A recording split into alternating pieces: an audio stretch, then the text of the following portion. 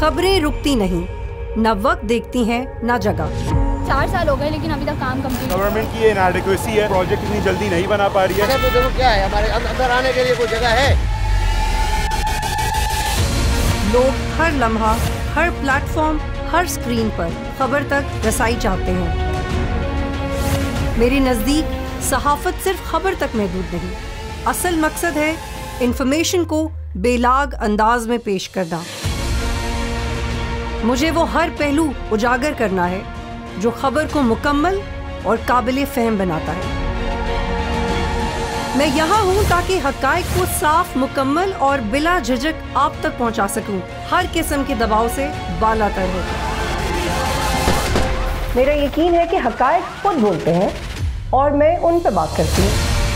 देखिए programme bold reports with बतूल, जुम्मा ता इतवार रात 8:03 पर सिर्फ बोल्ड न्यूज पर।